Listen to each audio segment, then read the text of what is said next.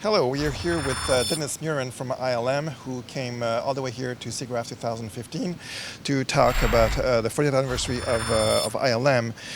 So we have a few questions for you. The first one would be, considering the game-changing contribution ILM has made to the computer graphics industry, could you name three you believe are the most significant? I guess the first one would be getting Terminator 2 done, being able to get digital compositing working and a walking human type of character, the Chrome guy. And Jurassic would have to be another one. That was like a big, big step. And there's been so many in RenderMan. When our early group, the graphics group, getting the RenderMan software, which is just, is still a standard. So. And everybody still uses it. Yeah. There's so many of them. I can't say, but a lot. We sort of pioneered match moving, which is good for live action photography, so the director can pan the camera around and we can track CG characters into it. A lot of stuff that we brought to it, wanting depth of field and wanting, motion blurs on it and be able to get that stuff. So, and the rendering, of course, and being able to have characters. The geometry doesn't tear like it sort of used to if it was moving a lot. So we've had a lot of really good things, ambient inclusion, all sorts of stuff. Okay. My next question is, from your perspective, what can we expect to happen in the visual effects industry the next 10 years? What's exciting you? What's coming? I have no idea what's coming. The people that decide what's coming is the audience. You can put a lot of work into something and it just doesn't go anywhere, and that's kind of the end of it, So I couldn't say, the characters, humans are getting better. I'm not particularly interested in CG humans, but some people are. That may get to the point where, it looks like you're looking at Nirvana's back up on the stage, all the players are there playing, but I think that when something like that happens, it's after about 3 minutes, you're going to say, oh, okay, so what? So I don't know what it's going to be. I've got no idea, but I like the idea of 3D, of immersion sort of stuff, and virtual reality. But I also like storytelling, and those are more. That's the core. I enjoy that. I enjoy sitting back and going someplace where I don't have any decisions to make. So I'm not that much of a gamer, But the gamers just sure love it. But I love the reality of it, of sort of experiencing it. It's really neat, the fake reality of it. So through ILM's history, the company has always distinguished itself from the rest by putting so much effort in the art. What is the philosophy behind it? Well, in our business, we are making movies. And movies are made, good movies have got a lot of art in them. All the departments are usually headed up by people who are good artists. They know composition, design, people who are set dressers know the right props to buy that look good. The production designers know how to make the stuff look nice, So that's our standard. And, the art from the aesthetic side is our directors are top directors. So by default, we kind of have to be good at that or we wouldn't be in business. Our stuff has to be up to the level of the production. And I've just always been interested in that since I was a kid. So because I've got some of that in me, but I really recognize it. I used to look at, the old movies of the 30s and 40s. It can be a song and dance number or anything, and you can just look at it and say, this is perfect.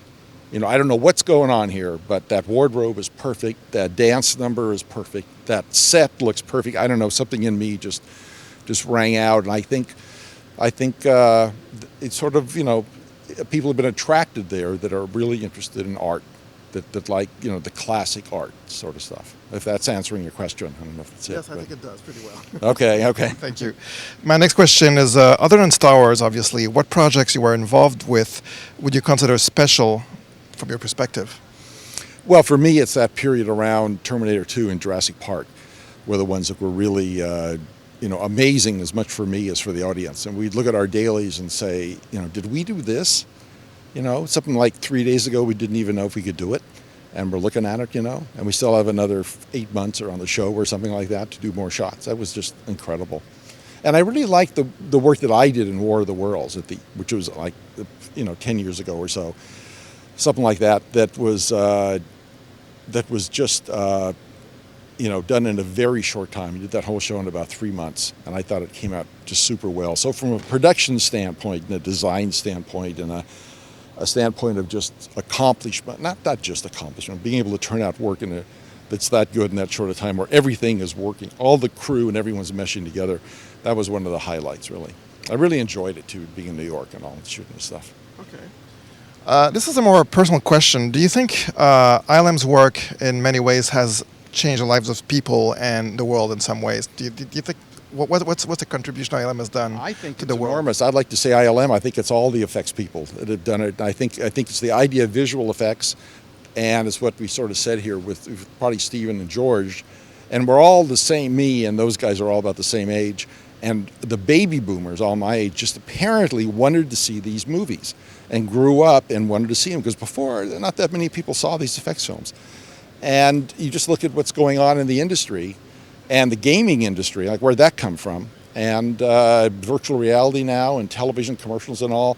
You know, I used to work at a commercial company when I was a lot younger, and we used to have all these women would come in and they'd hold up their hand like this, and there'd be a number of people there looking, and they'd be looking at the hand because they're hand models holding a little candy, right? You never see that anymore. You know, that was the way it works. Now it's CG candy dancing around and stuff like that. ILM has done commercials a while ago. We used to. Yeah, we Did used you to. worked on that? No, I don't think I did. Maybe I did one or two, but I don't think so. Okay. What was the impact of the move to the Presidio years ago when the company moved? There must have been like a culture shift. Did it impact the company in any way? Well, it sort of did, because we couldn't have our model shop there anymore. So, and George wanted to shut down the model shop anyway. So we kept it, some of the guys bought it and kept it going in San Rafael at our old location. And you know, the place is very clean. It's nice. We have underground parking, air conditioning.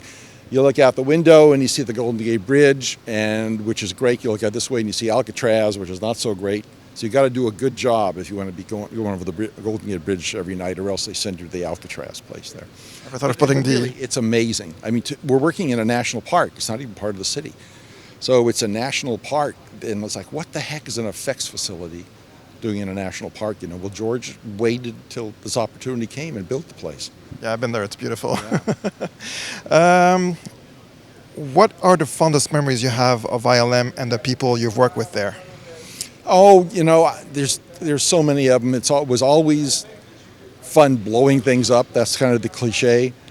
And having these really hard challenges that, you know, to get things done on time and on budget and all, and working with all the artists that were like sculptors that were making, whether it was dragons or creatures of some sort, or even models, airplanes and ships. That was always fun. Really, really, the smells of the place. And none of this stuff really goes on as much anymore. Now you're always looking at something on a 2D screen, you know, and it doesn't have the immediate impact to me, but it does when it gets done and you see it in the final film. My interest has always been the end result. It hasn't really been the process. Okay. I just like the end image that I've created or I see somewhere. Someone else has created, or my team has created, you know. Well, obviously everything you've worked on is pretty much amazing. So. Oh, thanks, yeah. Thank you very much. Sure, thanks. and thanks to Dennis Muren to taking part in this interview for CG Society. Thank you.